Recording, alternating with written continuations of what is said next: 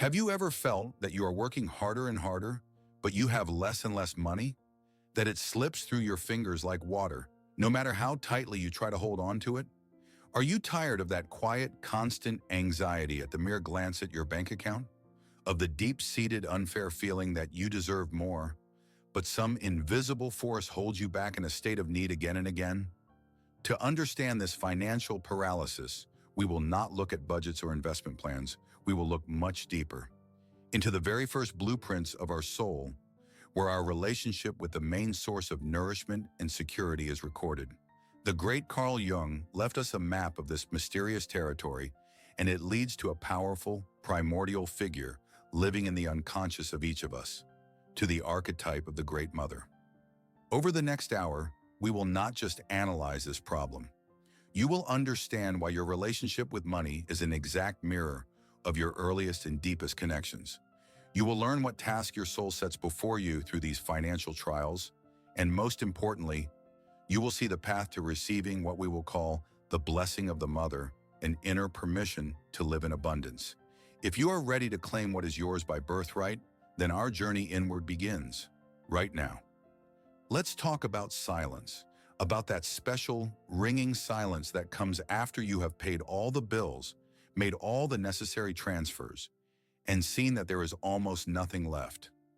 It is the silence of emptiness, which is much more oppressive than any noise. An empty wallet seems heavier than a full one, doesn't it? It is filled with the weight of all the unspoken fears. The fear of a random car breakdown, the fear of a sudden illness, the fear of a simple invitation to a birthday party for which you need to buy a gift. This is a story about a cycle that is painfully familiar.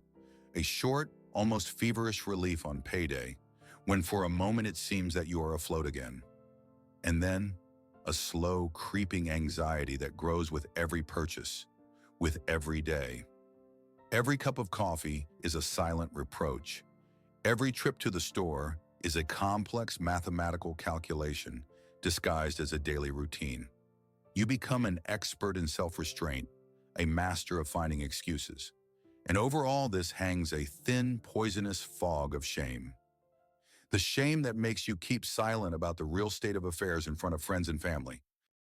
It is a polite refusal to meet, behind which lies a simple, "I have no money." It is vague answers to questions about vacation plans. It is a constant, exhausting feeling that you are an adult playing a role, but failing miserably at the most basic test of maturity, the ability to provide for your own security and stability.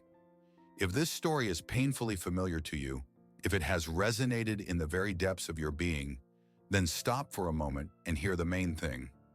You are not alone. And more importantly, you are not lazy, not stupid, and not weak. Your struggle is not proof of your incompetence or lack of will. You have fallen into a powerful, invisible current, into an unconscious pattern that was written in your soul long before you earned your first ruble or first thought about a budget. This pattern is not your personal mistake. It is a collective wound, an inherited program that runs in the background, like the operating system of your reality. Millions of people, smart, talented, and hardworking, are fighting the same silent battle right now.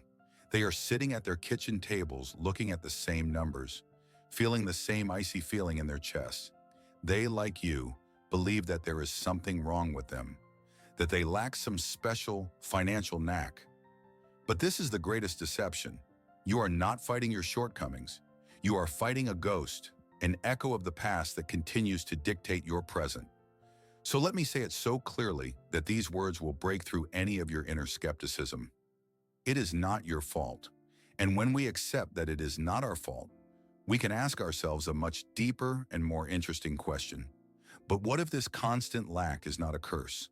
What if this financial pressure, this eternal struggle, is not a sign of your failure, but on the contrary, a sign that your soul considers you strong enough for a very important job? What if this financial desert in which you find yourself is actually a sacred space? A place where your soul has brought you quite deliberately. It did this so that you would finally stop seeking sustenance, security, and approval in the external world, in a salary, in status, in the opinions of others. The soul has dried up all external sources so that you, tormented by thirst, would finally begin to dig a well within yourself, turning to the true, inexhaustible source. This desert seems barren, but it is in it that the seeds of your true sovereignty are hidden. Your soul has put you in a situation where the old strategies no longer work, so that you are forced to find new ones. And in this light, your financial crisis is not a tragedy. It is a spiritual initiation. So what if your poverty is not the absence of money, but a persistent invitation to find true, unshakable wealth?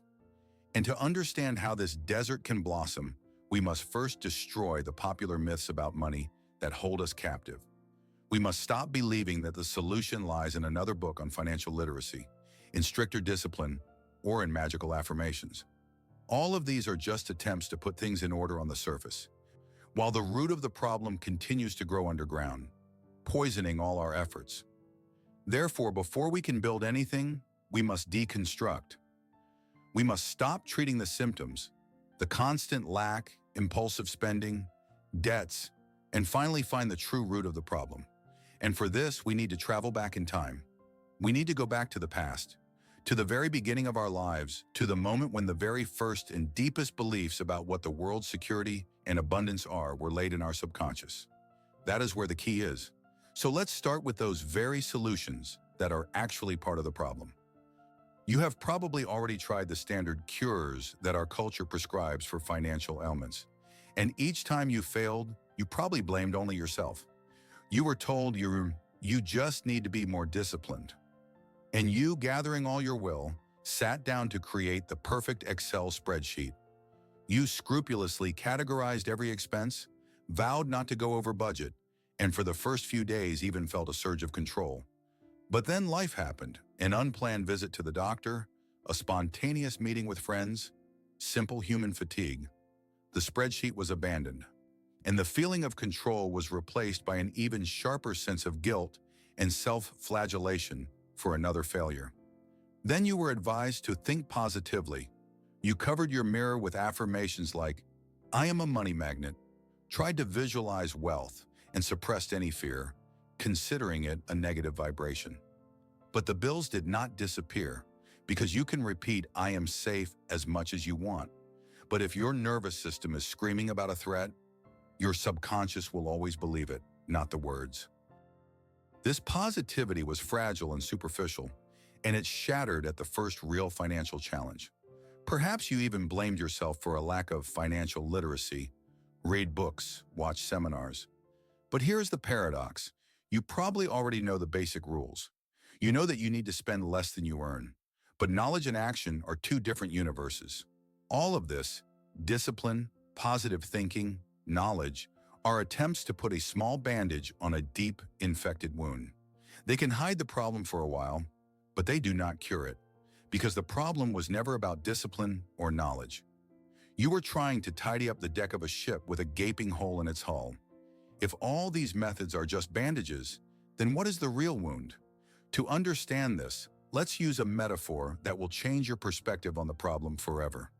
Imagine that your financial problems are a chronic fever of the soul. A fever is not a disease in itself. It is a symptom.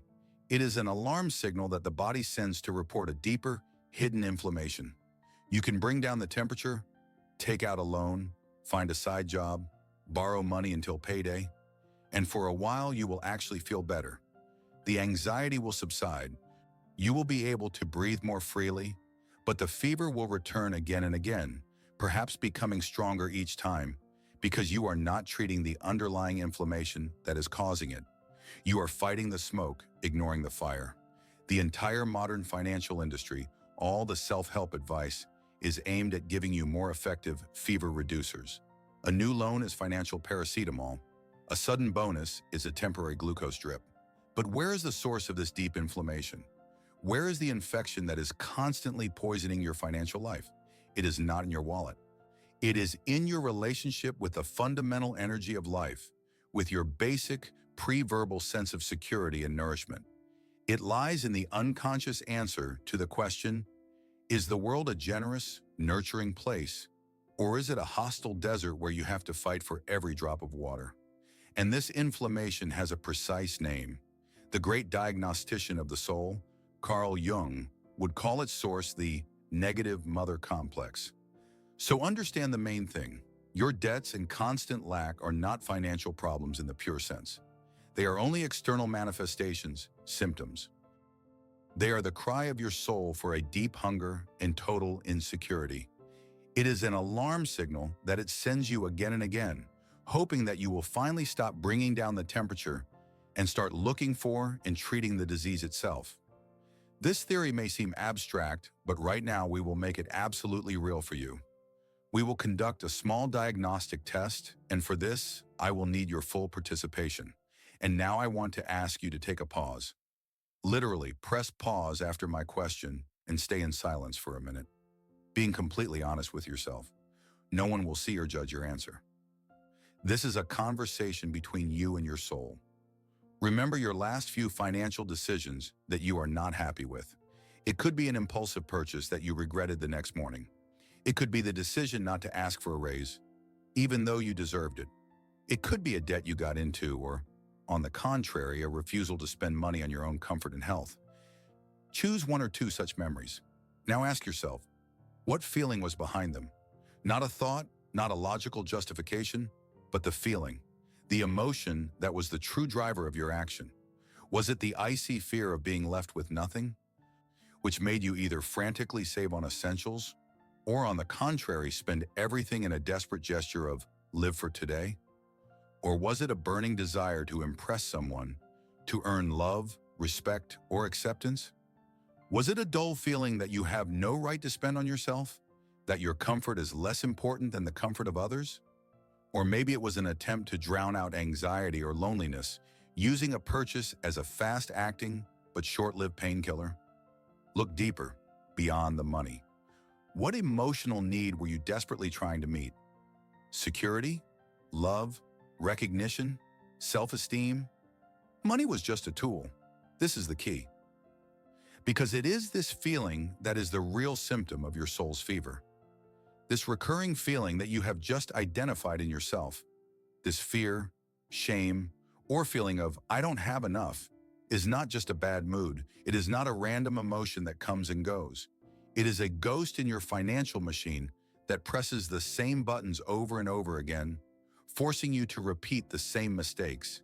It is an autonomous force within you, with its own memory and its own goals. And you are not the first to encounter this invisible force, feeling helpless before it. At the beginning of the 20th century, when the world was obsessed with the study of the external material space, one man made the most daring journey in history, deep into the inner continent of the human soul. The great Swiss psychiatrist Carl Gustav Jung was the first to descend into these dark minds of the soul with a lantern and a compass. He was the first to map these invisible forces that secretly control our lives. He gave them a name. He called them complexes. A complex, in Jung's understanding, is not just a hang-up or a problem. It is a cluster of psychic energy consisting of memories, thoughts, and feelings that revolves around a single archetypal core. It is like a small, separate personality within us, with its own will and its own fears. And when something in the external world touches this complex, it turns on and takes control, forcing us to act irrationally, contrary to our logic and best intentions. And the very first, most fundamental complex that shapes our attitude towards the world, whether it is generous or hostile, safe or threatening, is the mother complex. It is built on the earliest experience of interaction with the source of life and nourishment. It is he who instills in us the unconscious belief, the world will take care of me, or, in this world I must fight for survival alone. To understand it is to find the main control panel of your financial reality, and in the next part we will do just that. So what is this mysterious mother complex that holds the keys to our prosperity? The first and most important thing to understand is that the mother complex is not about your real mother. Your mother, as a specific person with her own history and character, was only the first and most powerful sculptor, but not the sculpture itself. The mother complex is your inner image of the mother, which was formed under the influence of your earliest experiences. It is an emotional and energetic imprint left on your soul by your first relationships with the source of life. It includes not only the experience with your real mother, but also with grandmothers, nannies, and even the cultural atmosphere in which you grew up. This image becomes an invisible filter, a kind of operating system for your reality through which you look at the world.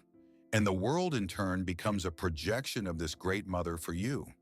It is either generous and nurturing or stingy and rejecting, in exact accordance with your inner image. To understand this more deeply, let's look at the two poles of this complex. On the one hand, there is the positive pole, which we will call the archetype of the good mother. If your early experience was filled with security, warmth, and unconditional acceptance, your inner image of the mother will be generous. You will unconsciously expect support, nourishment, and abundance from the world.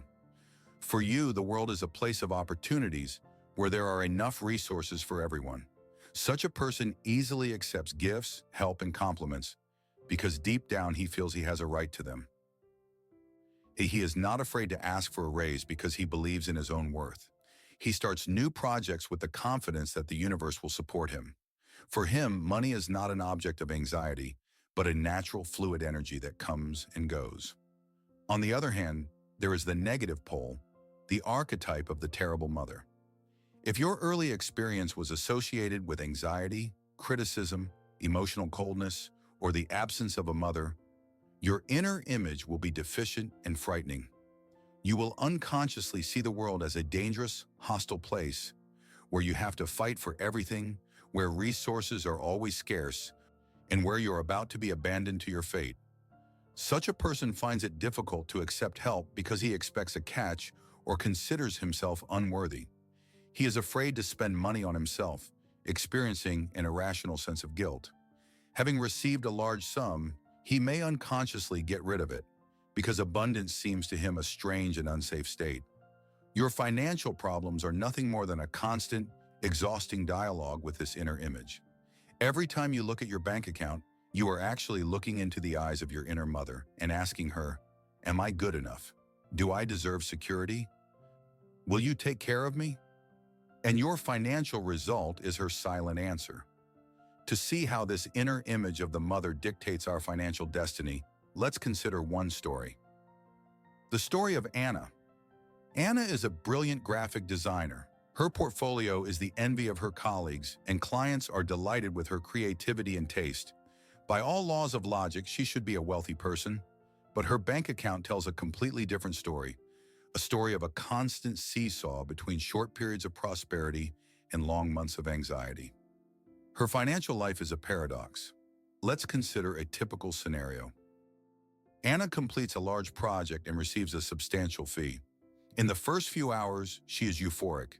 It is a feeling of flight, freedom, and opportunity. She makes lists, pay off the credit card, finally buy that work monitor, save for a vacation. It seems that this time everything will be different. But then an invisible mechanism kicks in. The next day, a friend casually complains that her coffee machine is broken. Anna, without thinking, orders her a new expensive model, experiencing great pleasure from her generous gesture. A few days later, a distant relative calls and asks for a loan for a very important matter.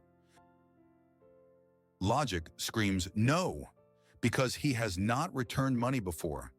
But another, more ancient force rises within her, an irrational sense of duty and guilt, and Anna makes the transfer.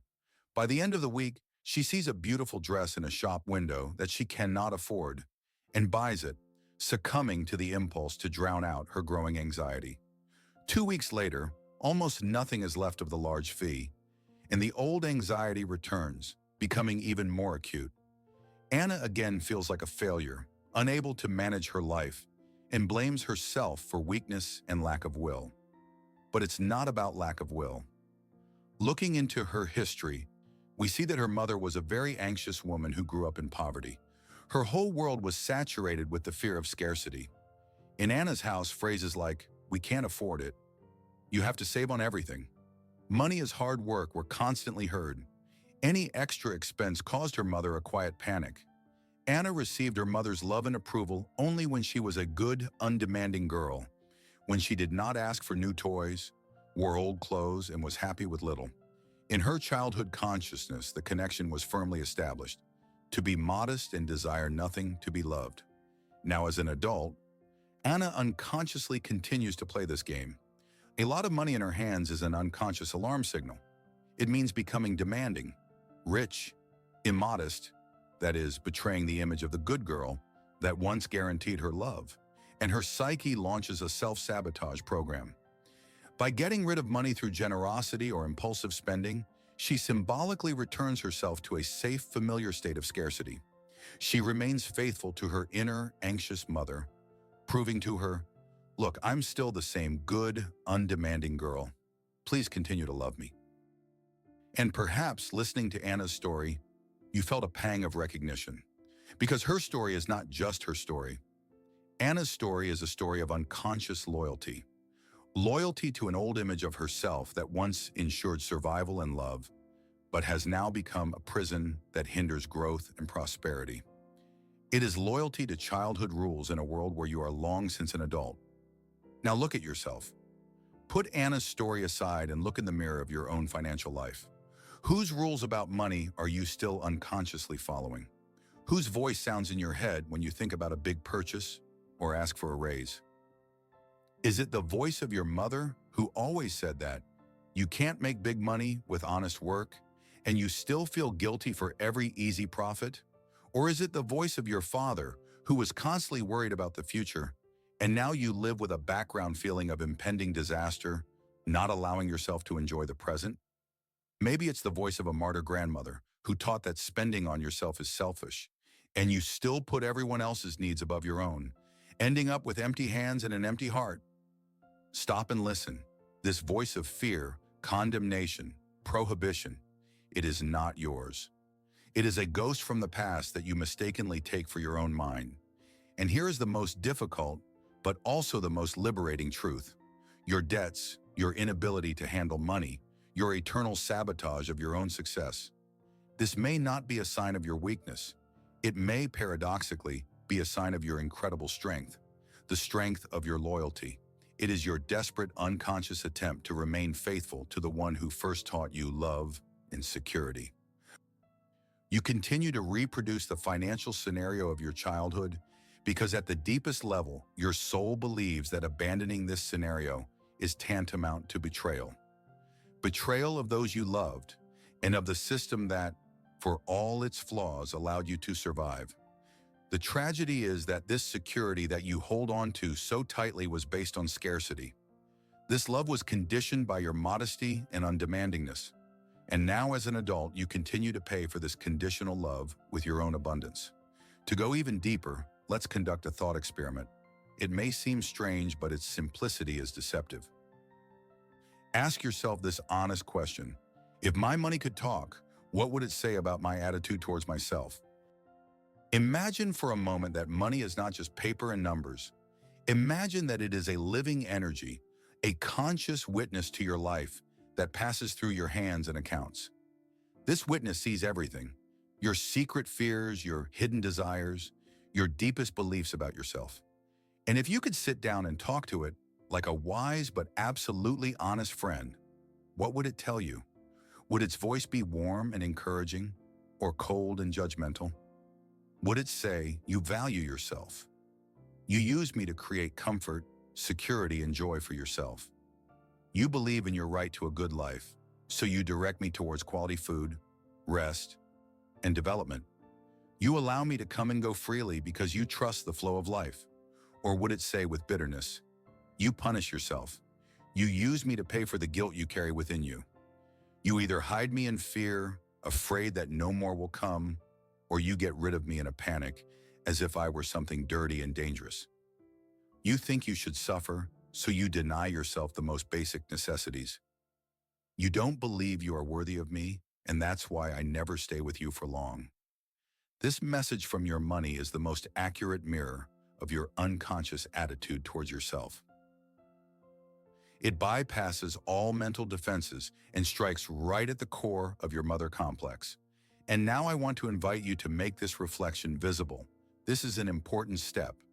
When we bring shadow material into the light, it begins to lose its power over us. So I ask you, write one word in the comments, just one, that you think best describes the message of your money to you. It could be punishment, fear, shame, unworthy, or perhaps freedom, permission, care, trust. No explanations or stories are needed unless you want to. Just one word. By doing this, you will perform two powerful acts. First, you will give a name to your pattern, and this is the first step towards its transformation. And second, and more importantly, you will create a powerful field of awareness for all of us. By scrolling through the comments, you will see hundreds of other souls fighting the same battle, and your sense of loneliness will dissolve. You will understand that this pain is not your personal pathology, but part of our common human journey. This will be our collective act of healing. So we have seen how deep in our unconscious lies the root of our financial problems. We have given it a name, the mother complex. And now that the diagnosis has been made, we can take the most important step to change our attitude toward the disease itself. Understand, this negative mother complex, this source of your financial pain, is not your enemy. It is your harshest but most honest teacher. It does not wish you harm. Its task is not to torture you, but to awaken you. It points with surgical precision to the very part of your soul that has remained immature, hungry, frightened, and in desperate need of healing and growth. Every financial difficulty, every debt, every wave of panic is not a punishment. It is a lesson that your soul gives you again and again, hoping that you will finally learn its essence. And the essence of this lesson is this: all your life, you may have been unconsciously looking for this good mother in the external world, in a boss who was supposed to appreciate and promote you, in a partner who was supposed to provide security, in the state that was supposed to take care of you. You were looking for an external savior who would finally come and say, "Everything is fine, you are safe, I will take care of you." But this strategy is doomed to failure because it keeps you in an infantile, dependent position. Your debts are a call from your soul. It is its desperate cry. Stop looking for mom in the external world. All external sources will sooner or later run out. The real, inexhaustible source is within. Your financial desert is an invitation to finally become that caring, generous, and reliable mother to yourself. In the ancient tradition of alchemy, this was called the great work, the transformation of lead into gold. Lead is not just a metal. It is a symbol of everything heavy, dark, and inert in our soul. Our fear, our shame, our pain. Gold is a symbol of enlightenment, wholeness, and incorruptible inner wealth. Your debt is lead. Your feeling of lack is lead. Your financial crisis is not a curse. It is a gift. It is your alchemical raw material from which you can smelt the gold of your true sovereignty. And if this problem is a teacher, then what does it teach us? It teaches us the main thing: to stop looking outward and start looking inward. It begs us to stop the external struggle and finally begin the healing inner work. Therefore, the path to true abundance does not lie through another loan or a new higher-paying job. Why? Because if there is a black hole of scarcity inside you, it will simply absorb any additional resources. You will get a raise, and your car will accidentally break down. You will take out a loan, and urgent expenses will appear that will eat up every penny. External changes are useless as long as the internal self-sabotage program is active. It will always find a way to return you to your usual state of need.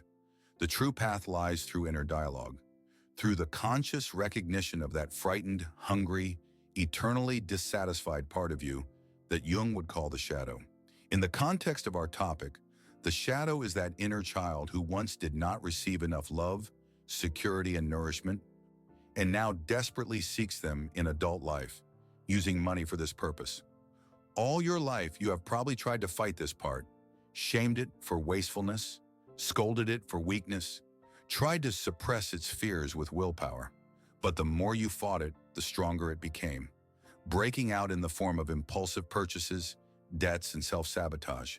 So the new paradigm is this: you should not fight it or be ashamed of it. You should do the exact opposite. You should invite it to the table. Imagine that you are literally setting the table for two, for your adult, conscious I, and for this frightened inner child. You must look him in the eye with compassion and ask, "What do you really want? What are you so afraid of?" And you must consciously begin to feed him, but not with impulsive purchases that give only a minute of relief and then leave a hangover of shame, but with real nourishing food, unconditional care, respect, and love for yourself.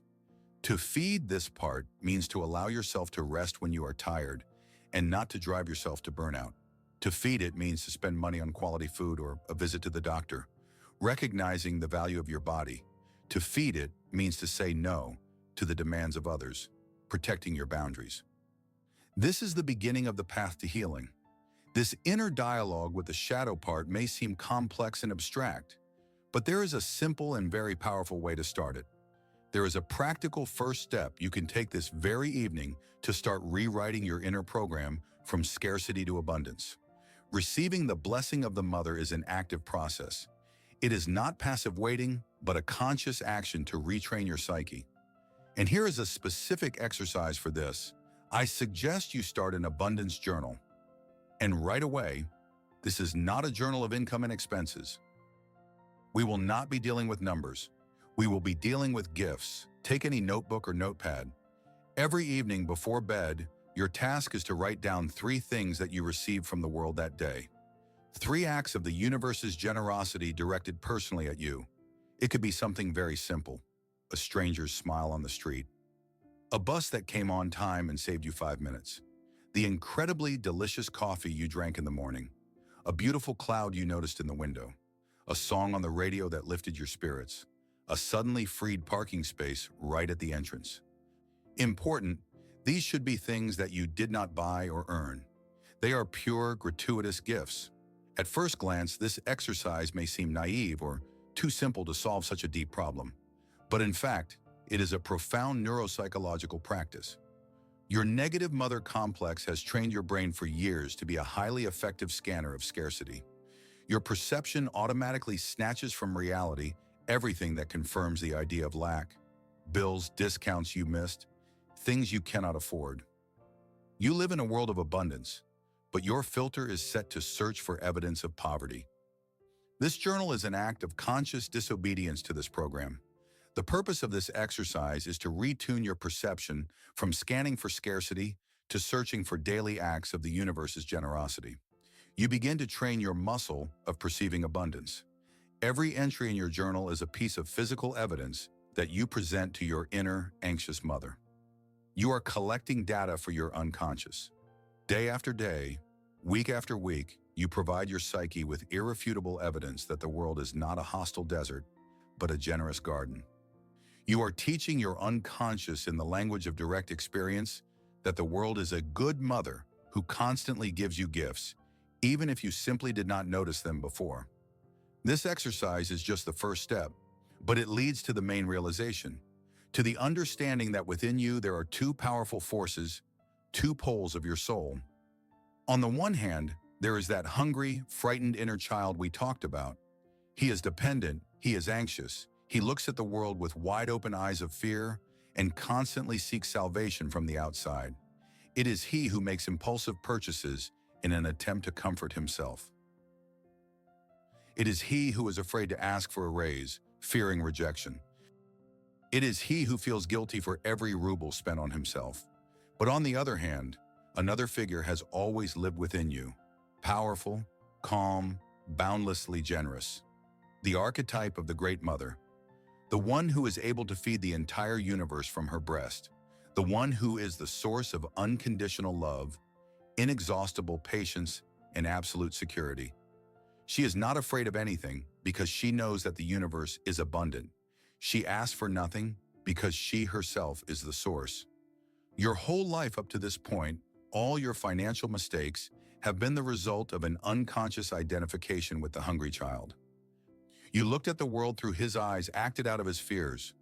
Your task now is to consciously choose the role of the mother, to stop being a child seeking the breast and to become that very nurturing breast for yourself and for the world. And here is the main truth that you must hear. You have all the power for this right now. You have all the power to create for yourself that impenetrable security that you have been looking for in others. You have all the power to generate abundance from within and not wait for it from the outside. You have all the power to give yourself that unconditional right to exist, to comfort, and to joy that you have so desperately tried to earn with good behavior. You cease to be a supplicant and become a source. You stop seeking blessings and start giving them, first and foremost, to yourself. We have come a long way in this hour, from quiet panic before bills to the deepest chambers of the soul, where our fears and hopes are born. We descended into darkness to find light, and dissected pain to discover a hidden medicine within it. And if we reduce our entire journey, all the complex theories and painful memories, to a single crystal-clear truth, it would sound like this. Your relationship with money is never about money. Money is just a screen onto which your soul projects its most intimate drama. It is always, without a single exception, about your fundamental, basic right to be, to receive, and to enjoy the gifts of this world. It is about your relationship with life itself, with the great Mother Universe. Do you consider her generous or stingy? Do you trust her or fear her? Your bank account is just an honest answer to this question. For years, you have been trying to heal the symptom. You have tried to manage money, control expenses, earn more. But that is like trying to change your reflection in the mirror without touching your face. The new paradigm is simple and revolutionary. To heal your bank account, heal your ability to receive. Heal that part of yourself that believes it does not deserve. The part that cringes at a compliment, that feels awkward accepting help, that is afraid to want too much. Money is energy, and it cannot enter a clenched fist. And this brings us to the final, liberating action. It does not require spreadsheets or investments. It requires only one act of inner sovereignty. Stop asking the world for permission to be rich. Start giving it to yourself. And when you start giving yourself this permission, your reality will begin to change.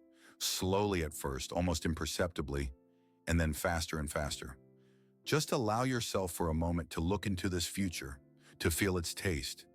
Imagine a morning when you wake up and your first thought is not about money. There is no familiar cold lump of anxiety in your stomach. You calmly make coffee, look out the window, and your inner space is filled with silence and peace, not the background noise of worry about bills and debts. You just know on a deep level that there is enough of everything. Imagine making financial decisions from a sense of calm confidence, not from panic fear. You no longer look at the price tag with the eyes of a frightened child asking, "Can I have this?" You look at it with the eyes of an adult creator who asks, "Will this serve my purpose? Will it bring me joy and expansion?" The choice is made not from scarcity, but from fullness. Imagine that for you, money is no longer a goal, a measure of success, or a source of stress. It becomes what it should be, just a tool, an energy that you freely and wisely direct towards the realization of your destiny, towards helping others, towards creating beauty and meaning in this world. This is not a fantasy. This is not a fairy tale for the naive. This is the natural God-given state of a person who has received the blessing of the Mother. And this blessing is nothing other than a deep, cellular, inner knowledge that he is loved. He is in absolute security, and the entire universe is on his side, always ready to support his every bold endeavor. All this awaits you. But before we finish, I want to tell you something personally. Thank you for walking this deep and, I know, difficult path with us. It's easy to watch a video about 5 ways to save money.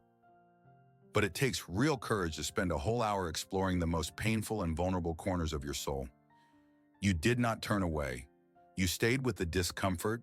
You honestly looked at your patterns, and for that, we deeply respect you. By doing this work, you have ceased to be just a spectator. You have confirmed your status as an explorer of the depths, an alchemist of your own soul, who is ready to take responsibility for turning your lead into gold. This is not a path for everyone. It is a path for the brave. And we are immensely proud and happy to be your companions in this greatest of adventures, the journey to yourself. You are part of our tribe of seekers. If this journey was valuable to you, if you felt something shift inside you from a dead end, know that this is just the beginning. There are still many unexplored territories of our soul ahead. To continue our joint research, subscribe to the channel and click the bell so you don't miss the next expedition. Every like you give is not just a number under the video. It is a silent thank you that gives us the strength to continue this difficult work. It is a signal to us that we are moving in the right direction, that these deep topics are important and resonate. And every one of your comments, especially the words you so bravely shared today, turns this video from a monologue into a living, healing dialogue. You are not only helping yourself, you are helping hundreds of other people who, reading your stories, stop feeling alone. Moreover, your activity is the only way to tell the YouTube algorithms that this video is not just entertainment, but a tool that can help other seekers wandering in the same desert. But when you close this window and our dialogue for today is over, I want one thought to stay with you. One truth that will become your compass in the new financial reality. And in the end, remember the main truth that we discovered today. You do not need to earn your right to abundance. You do not have to become better, stronger, or more worthy to receive it. All these conditions are a lie of the old outdated program. You only need to remember that it has always been yours, by birthright, by the very fact of your precious existence. To remember and finally to allow yourself to accept it.